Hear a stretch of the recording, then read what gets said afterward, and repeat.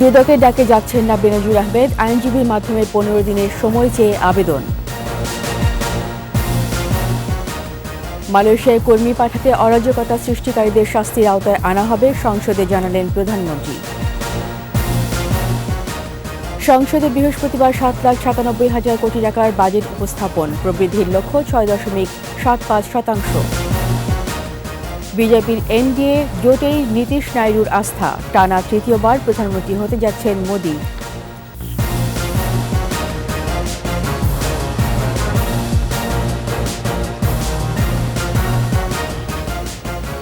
শুনছিলেন first security ইসলামী bank PLC সংবাদ শিরোনাম। আমন্ত্রণ রাতের 21 সংবাদে, সাথে আছি আমি রীতা চৌধুরী। দর্শক, 21 টেলিভিশনের সংবাদ একই সাথে সরাসরি দেখতে পাবেন আমাদের ফেসবুক পেজ www.facebook.com/2124 অনলাইনে। অবশেষে সাবেক পুলিশ প্রধান বেনজির আহমেদের পক্ষ থেকে সাড়া পাওয়া গেছে। 6 জুনের জিজ্ঞাসাবাদ এড়াতে সময় চেয়ে আবেদন করেছেন সাবেক আইজিপি। তার পক্ষে আইনজীবী 15 দিনের সময় চেয়ে এই আবেদন করেন।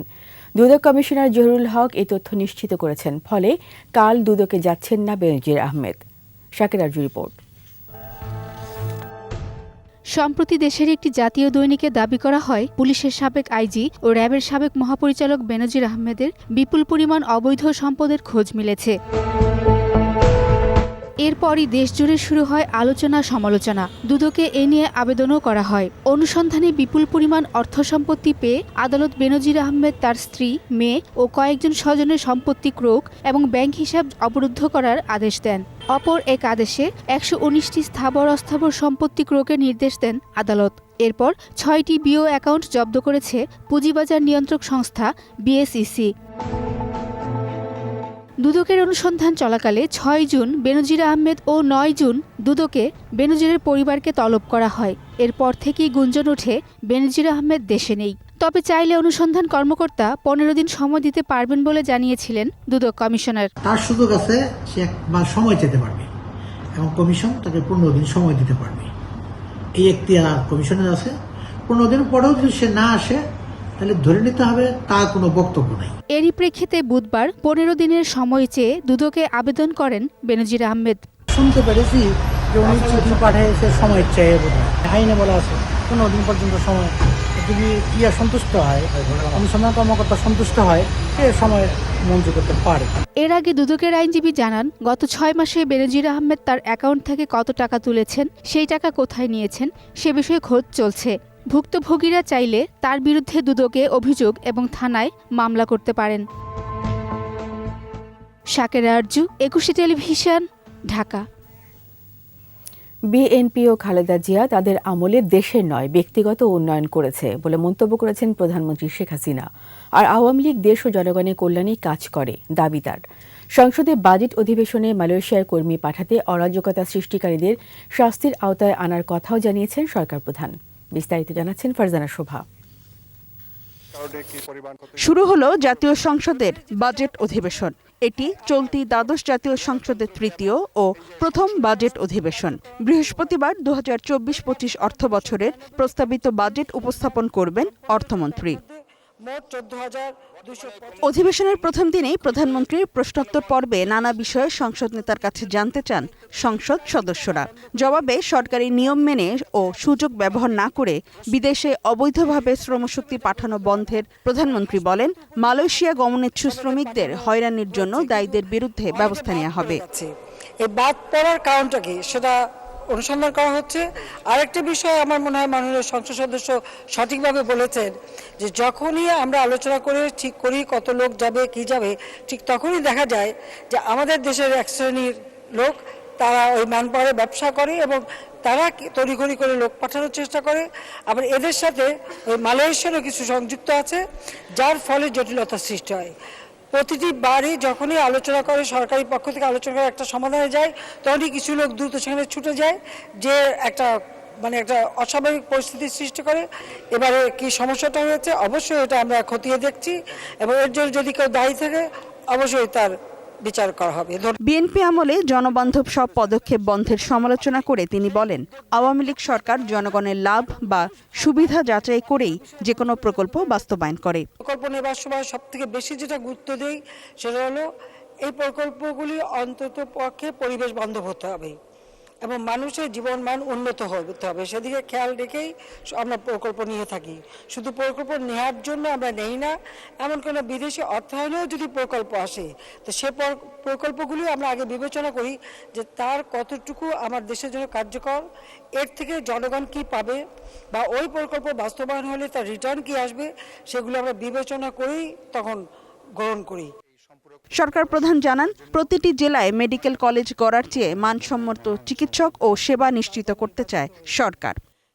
আর মেডিকেল কলেজগুলিও যে যখন আমরা করছি, অবশ্যই মেডিকেল কলেজ করবার আগে যথাযথ শিক্ষক পাওয়া যাবে কিনা, কত ছাত্র পাওয়া যাবে, এবং যারা শিক্ষা নেবে সেখানে সেই হাসপাতাল উপযুক্ত আছে কিনা বা সেই সেবাটা নিতে পারবে কিনা, এই সকল বিষয়গুলি বিবেচনা করেই কিন্তু মেডিকেল কলেজগুলি করা হয়। যেখানে সেখানে যে কোনো সংস্থা বা প্রকল্পের নাম রাখতে বঙ্গবন্ধু বা তার পরিবারের নাম ব্যবহার করা যাবে না বলেও জানান বঙ্গবন্ধু কন্যা।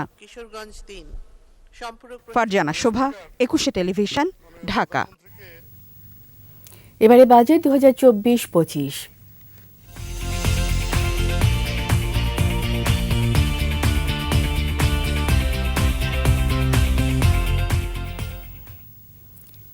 বৃহস্পতিবার সংসদে উঠছে 2024-25 অর্থ বছরের জাতীয় বাজেট। রেকর্ড 7,97,000 কোটি টাকার নতুন বাজেটে প্রায় 5,07,000 কোটি টাকা যাচ্ছে পরিচালন খাতে। উন্নয়নে বরাদ্দ থাকছে 2,81,000 কোটি টাকা। রাজস্ব আয়ের লক্ষ্যমাত্রা নির্ধারণ করা হচ্ছে 5,45,400 কোটি টাকা। প্রবৃদ্ধি অর্জনের লক্ষ্য ধরা হচ্ছে 6.75%। এবারে বাজেটের প্রতিপাদ্য সুখী সমৃদ্ধ উন্নয়ন এবং স্মার্ট বাংলাদেশ বিনির্মাণের অঙ্গীকার। তৌহিদুর রহমানের রিপোর্ট। বৈদেশিক মুদ্রার রিজার্ভ চাপে, ডলারের বিপরীতে কমছে স্থানীয় মুদ্রার মান, সাথে যোগ হয়েছে উচ্চ মূল্যস্ফীতি। তাই একদিকে আমদানি কমিয়ে রিজার্ভ ধরে রাখার চেষ্টা, অন্যদিকে উৎপাদন ও যোগান বাড়িয়ে সরবরাহ স্বাভাবিক রাখার চ্যালেঞ্জ। পাশাপাশি মানুষের উন্নয়ন আকাঙ্ক্ষাও কম নয়। সামষ্টিক অর্থনীতির এমন বাস্তবতার মধ্যে জাতীয় সংসদে উঠছে 2024-25 অর্থ বছরের বাজেট, যার সম্ভাব্য আকার 7,97,000 কোটি টাকা, যা চলতি অর্থ বছরের ঘোষিত 7,61,785 কোটি টাকার বাজেটের চেয়ে 32,242 কোটি টাকা বেশি।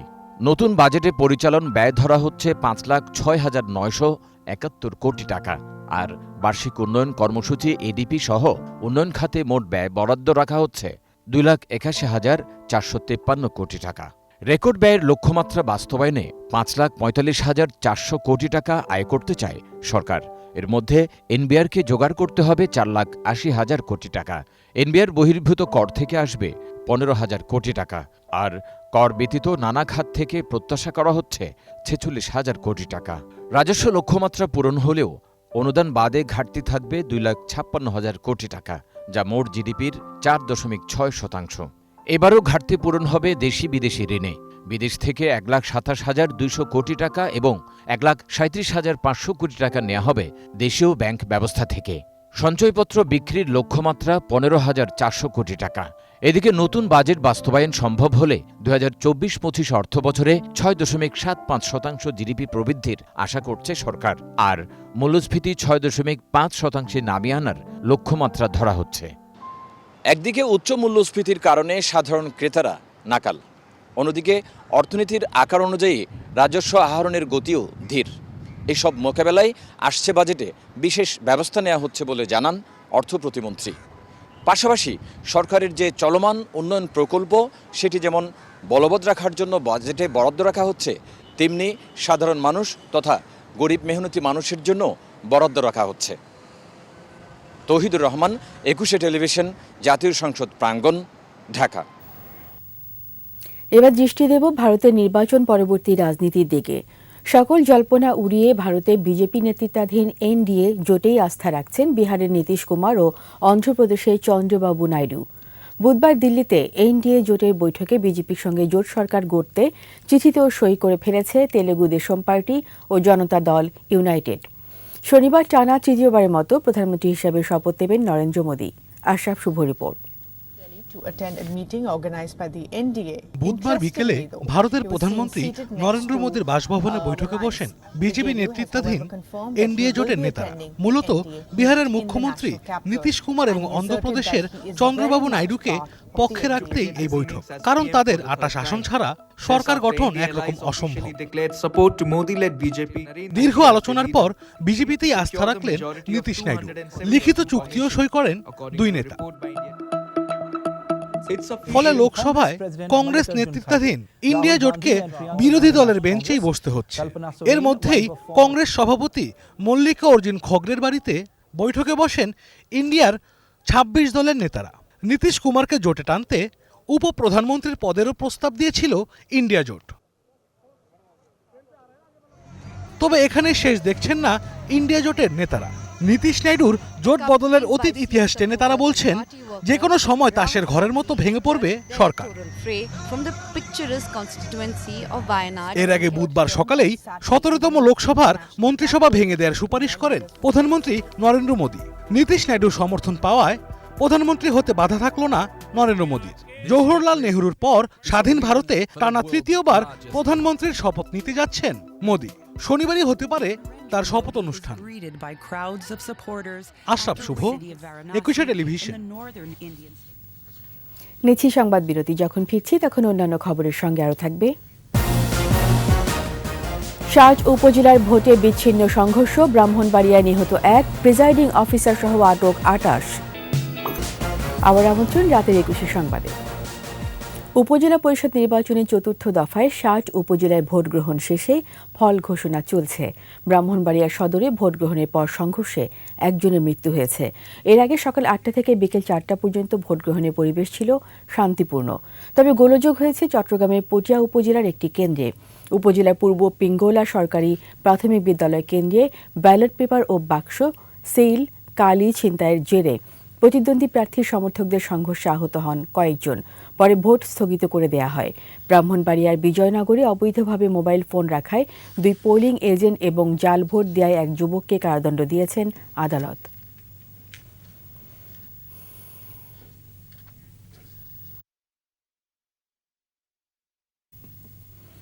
এদিকে চতুর্থ ধাপের উপজেলা নির্বাচনে বড় কোনো সহিংসতা ছাড়া শান্তিপূর্ণ ভোট গ্রহণ হওয়ায় সন্তুষ্টির কথা জানিয়েছেন প্রধান নির্বাচন কমিশনার কাজী হাবিবুল আওয়াল।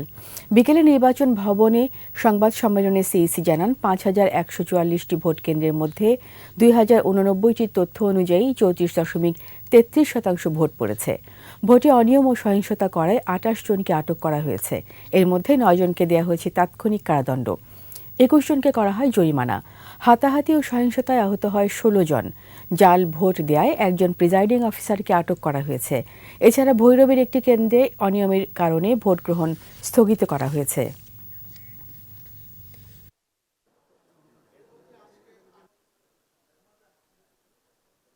নির্বাচনটা কোনো রকম মেজর কোনো ইনসিডেন্ট, আমরা বিশেষ করে সহিংসতা হয়নি, সেটা একদিক থেকে স্যাটিসফাইং একটা ইস্যু। কিন্তু এগুলো বিচার বিশ্লেষণ, এগুলো পলিটিক্যাল বিচার বিশ্লেষণটা আমরা এখন করতে পারবো না। এগুলো অনেক কিছু আছে যারা বিচার বিশ্লেষণ করবেন, তখন ওদের কাছ থেকে যদি আমরা তথ্যপাত্র পাই তাহলে আমরা সেটা। দু একটি বিচ্ছিন্ন ঘটনা ছাড়া উপজেলা নির্বাচন শান্তিপূর্ণ হয়েছে বলে জানিয়েছেন আওয়ামী লীগ সাধারণ সম্পাদক ওবায়দুল কাদের।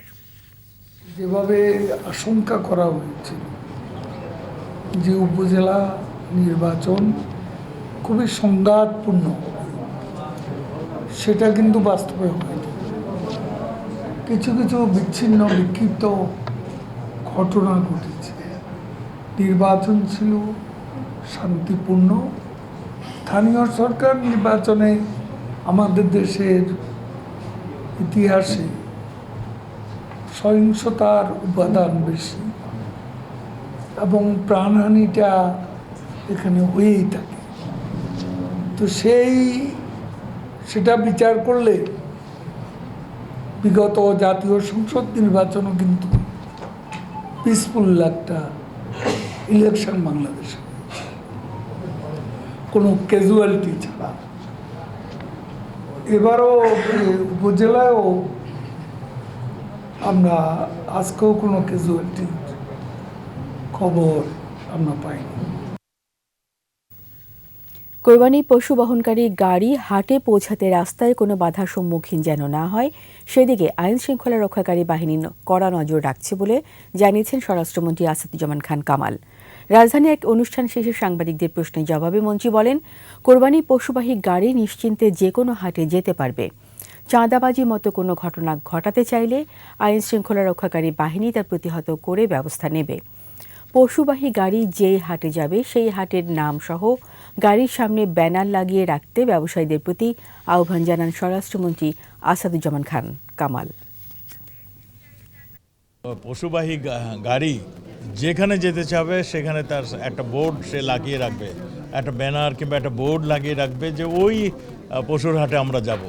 এর আগে কেউ থামাতে পারবে না, যে থামাবে তাকেই পুলিশ তাকে তার ব্যবস্থা নেবে, মানে নিরাপত্তা বাহিনী ব্যবস্থা নেবে।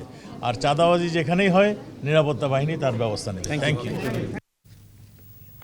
নিচে আবারও সংবাদ বিরতি। যখন ফিরব তখন অন্যান্য খবরের সঙ্গে আরও থাকবে। সহজ জয়ে বিশ্বকাপ মিশন শুরু করল ভারত। রোহিতের ব্যাটে ৮ উইকেটে হারল আয়ারল্যান্ডকে। সবই হবে বাসায় বসে। আইডিএলসি আমার ফাইন্যান্সিয়াল পার্টনার বলেই সেভিংস করতে পারছি ডিজিটালি। এরই সাথে শেষ করছি রাতের ২১ সংবাদ। যাবার আগে ফার্স্ট সিকিউরিটি ইসলামী ব্যাংক পিএলসি সংবাদ শিরোনামগুলো আরও একবার। দুদকের ডাকে যাচ্ছেন না বেনজির আহমেদ, আইনজীবীর মাধ্যমে ১৫ দিনের সময় চেয়ে আবেদন। মালয়েশিয়ায় কর্মী পাঠাতে অরাজকতা সৃষ্টিকারীদের শাস্তির আওতায় আনা হবে, সংসদকে জানালেন প্রধানমন্ত্রী।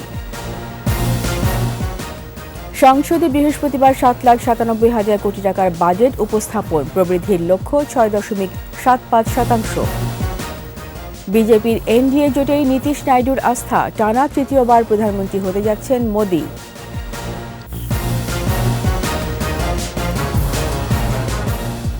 সবশেষ খবর জানতে ডায়াল করুন 2021 নম্বরে, আর ভিজিট করুন 21-tv.com ওয়েবসাইটে। এছাড়া ফেসবুকে ভিজিট করতে পারেন facebook.com/2124 অনলাইনে। 21 খবর দেখুন, 21-এর সাথেই থাকুন। ধন্যবাদ সবাইকে।